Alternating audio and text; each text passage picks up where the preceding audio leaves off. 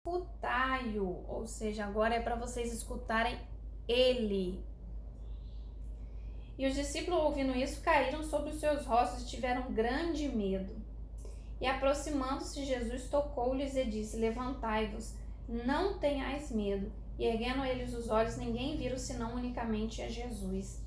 E descendo eles do monte, Jesus lhe ordenou, dizendo: a ninguém conteis a visão, até que o Filho do Homem seja ressuscitado dentre os mortos. Né? Como eu disse, não era para isso ser revelado ainda a outras pessoas que não entenderiam. Ainda não era o momento. E os discípulos o interrogaram, dizendo: por que dizem então os escribas que é mister que Elias venha primeiro? E Jesus respondendo disse-lhes: em verdade Elias virá primeiro e restaurará todas as coisas. Mas digo-vos que Elias já veio e não o conheceram, mas fizeram-lhe tudo o que quiseram. Assim farão eles também padecer o Filho do Homem. Então entenderam os discípulos que lhes falara de João Batista. E quando chegaram à multidão, aproximando-se-lhes um homem, pondo-se de joelhos diante dele e dizendo: vamos parar aqui para a gente seguir. Então ali Jesus fala, eles perguntam, mas não tem a profecia que fala que antes do Messias vir, né, é necessário que venha o Elias? E aí Jesus fala: em verdade vos digo que Elias já veio, que Elias virá. Realmente Elias virá. E ele fala que esse Elias virá o quê? Na segunda vinda de Jesus, né? Ele virá. E esse Elias pode ser uma pessoa no espírito de Elias, né? Como assim como João Batista foi, ou uma própria geração no espírito de Elias. Então ele fala que realmente Elias virá, mas aí é mesmo como a palavra de Deus é atemporal, é passado, é presente e é futuro, e existe os ciclos de Deus, né, que se repetem. Ele fala: Elias virá, eu porém lhes digo que ele veio. Então Jesus ao mesmo tempo está falando que Elias virá, mas ele já disse que Elias veio. Por quê? João veio no espírito de Elias. Então ele revela, os discípulos entendem ali que Elias, né, ele estava se falando de João, que veio no espírito de Elias, mas ao mesmo tempo falou que Elias virá ainda, uma coisa de futuro. E a gente pode entender dessa forma, que pode ser o espírito de Elias, uma geração, né, que venha no espírito de Elias antes da segunda vinda de Yeshua, que ele virá reinar, né, virá como agora, como leão, não mais como cordeiro. Aí, quando chegará a multidão, aproximou-se um homem, pondo-se de joelhos diante dele e dizendo: Senhor, tem misericórdia de meu filho, que é lunático e sofre muito. Lunático é um espírito que tem a palavra, né? Liozenai, eu esqueci o nome da palavra, que é o espírito de Lilith. Lilith é uma entidade, um principado que atua na lua. Então, não evite falar que a criança vive no mundo da lua, porque isso aí é uma expressão usada para dizer que a pessoa vive viajando, né? Vive em outra dimensão. E realmente é uma outra dimensão. Uma dimensão que um principado aprisiona a pessoa, né? Aí a gente está falando um pouquinho de libertação. E é uma dimensão que o principado aprisiona a pessoa naquela dimensão. A mente dela fica conectada naquela dimensão e não vive no mundo real. Como a gente vê às vezes umas pessoas passando, falando sozinha na rua. Aí fala: é doido, é lunático. Por quê? Porque ele vive em outra dimensão, realmente, ele vê espíritos, ele está aprisionado nessa dimensão. E ali, ele fala que meu filho é lunático, sofre muito, pois muitas vezes cai no fogo e muitas vezes na água. E trouxe-los até os seus discípulos e não puderam curá-lo. E Jesus respondendo disse: ó geração incrédula e perversa, até quando estarei eu convosco e até quando vós sofrereis? Trazei-mos aqui. E repreendeu Jesus o demônio que saiu dele, e desde aquela hora o menino sarou. Ali o pai, em outras versões, dá a entender que o pai achava que o filho era doente, né? Mas Jesus deixa claro que aquilo não era uma doença, era uma possessão maligna. E faz uma libertação do menino.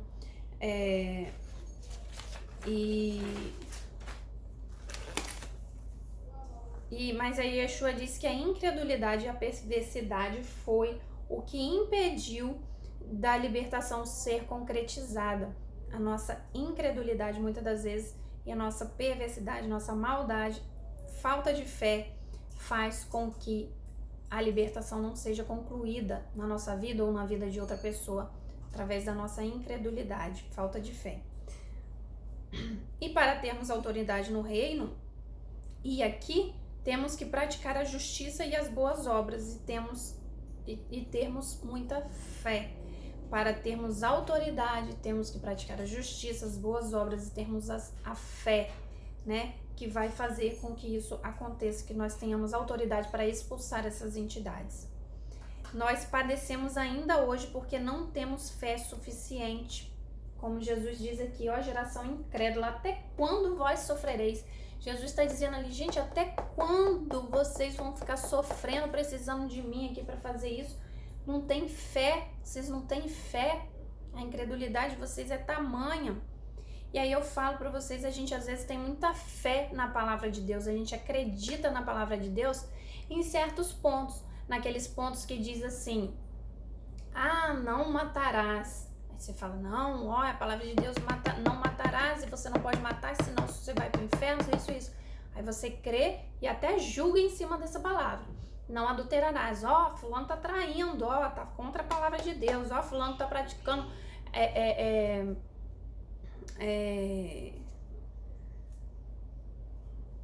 coisas erradas, né, contra a palavra. Eu queria falar, eu esqueci agora, homossexualismo e homossexualidade, e tá contra a palavra, olha, aqui tá na palavra, e eles não pode, e luta contra aquilo, mas na hora de ter fé, do tamanho de um grão de mostarda, para praticar um milagre, né, de acreditar, porque a gente acredita no restante da palavra todinho, no que é errado, no que não pode, e aí em cima daquilo a gente se baseia, em cima daquilo a gente julga, em cima daquilo a gente acredita, né, cresce na briga, digamos assim, e aí na hora que a gente tem que ter fé do tamanho de um grão de mostarda para poder fazer uma cura, um milagre, para poder expulsar um demônio, a gente não tem. Nessa parte aí da palavra a gente não crê que é possível. Então a nossa fé é pequena, nossa fé é baseada apenas na lei, apenas nas coisas morais, muitas das vezes uma religiosidade, mas a fé sobrenatural, que é baseada em Yeshua e no Espírito Santo, que são sobrenaturais, eles não são naturais, eles manifestaram coisas sobrenaturais e a gente não tem. Então a gente está ainda vivendo nos tempos de Moisés, que só acredita ali na lei, e ainda assim nos tempos de Moisés tinha sobrenatural. Então não podemos basear-nos apenas na parte da palavra que nos diz o que fazer, o que não fazer. Nós devemos praticar a parte da palavra que nos mostra como manifestar o reino sobrenatural nessa terra. Devemos ter essa fé suficiente para libertar os cativos. E ali continua. Então os discípulos, Jesus repreendeu o menino sarou, então os discípulos, aproximando-se de Jesus, em particular, disseram, por que não pudemos expulsá-lo? E Jesus lhe disse, por causa da vossa incredulidade, porque em verdade vos digo que se tiveres fé do tamanho de um grão de mostarda, direis a esse monte, passa daqui para acolá, e há de passar, e nada vos será impossível. Mas esta caça de demônio não se expulsa senão pela oração e pelo jejum.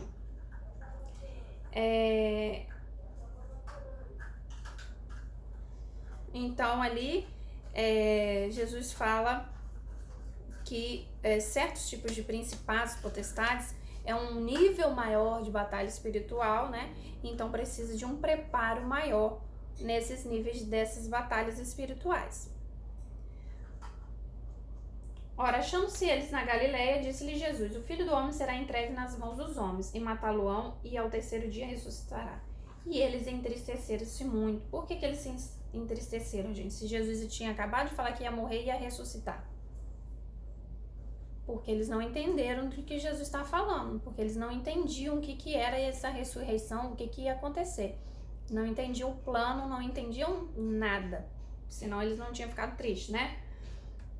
E chegando eles a Cafarnaum, aproximando-se de Pedro, os que cobravam as dracmas, o disseram: o vosso mestre não paga as dracmas? As dracmas era pago para sustentar o templo, né? E disse ele: sim. E entrando em casa, Jesus lhe antecipou, dizendo: que te parece, Simão? De quem cobram os reis da terra os tributos, ou o censo? Dos seus filhos ou dos alheios? Disse-lhe Pedro: dos alheios. Disse-lhe Jesus: logo estão livres os filhos. Então Jesus está mostrando ali para Pedro: Pedro, nós somos filhos de Deus, filho do dono do templo. Então eles não têm que cobrar de nós. Nós não precisamos pagar. Mas, para que não os escandalizemos, vai ao mar, lança o anzol, tira o primeiro peixe que subir, e abrindo-lhe a boca encontrarás uma estáter. Toma e dá-o por mim e por ti. E ali a gente vê que Pedro, que era o mais velho ali do grupo, junto com Jesus, e eles cobram um imposto apenas dos dois. Portanto, os outros eram menores de 20 anos, que era a idade que tinha que pagar imposto. Então, que pagar ali a dracma do templo. Então, nós devemos parar de limitar os nossos jovens, os nossos adolescentes, porque essa idade dos discípulos, dos apóstolos, eles eram menores de 20 anos.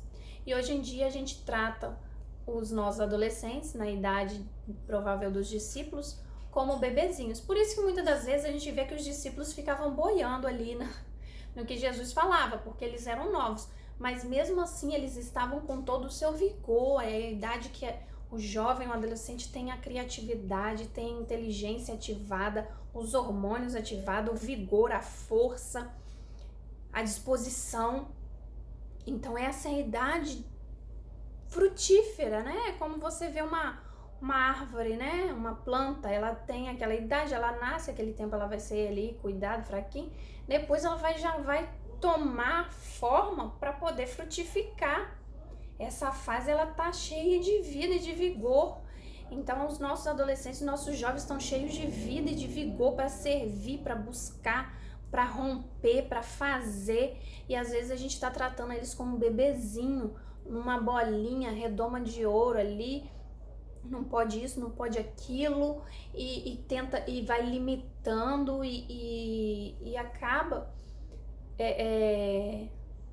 desencorajando o futuro, ou tardando, né? Deixando aqueles, como a gente tem visto hoje, homens velhos morando com mães, com pais, que não tomam partido na vida, que não tomam compromisso com o serviço, não querem compromisso, nem com a palavra de Deus, nem fazem a obra de Deus, vai fazer depois de velho. Por quê? Porque a gente está criando eles assim. Então nós devemos lançar os nossos filhos para a obra de Deus, para as coisas, e parar de limitar. Porque é adolescente, é assim mesmo. Adolescente não pode isso. Adolescente se irrita fácil. Não, nós temos que corrigir, nós temos que educar, nós temos que chamar atenção, nós temos que chamar para a realidade, chamar para o serviço, porque a adolescência é época de discípulo, de aprender para depois fazer, uma época produtiva. Então, paremos de limitar os nossos jovens, nossos adolescentes, e temos que ajudá-los e capacitá-los, né? Assim como Jesus capacitou ali seus discípulos para prosseguir, para avançar. Enfim, irmãos, esses 2 capítulos são grandes, ficou um vídeo muito grande, peço perdão aos irmãos, mas, como eu disse, não adianta a gente fazer um estudo raso e ficar na superficialidade, porque nós queremos mergulhar na palavra e mergulhar em cada detalhe. Então, a gente pode tirar várias coisas desses estudos, desses 2 capítulos, né? A questão da nossa falta de fé, que a gente tem que trabalhar isso, devemos ter fé para romper. A questão ali também, né, de não sermos ao mesmo tempo espirituais e carnais, assim como Pedro foi ali. Tomamos o exemplo dele para podermos nos vigiar, para não sermos usados por Satanás e olhar com nossos olhos carnais. Mas o que a gente tirou dessa lição? não limitarmos Deus a nós mesmos, né? Aos nossos próprios achismos, nossa própria competência, enfim, e que não devemos também limitar a nossa geração de Elias, devemos prepará-los. Em nome de Yeshua HaMashiach, que tenha sido um estudo bom, que vocês possam entender, absorver e que nós todos possamos praticar essa palavra, que é viva e que é eficaz. Amém? Shalom, shalom.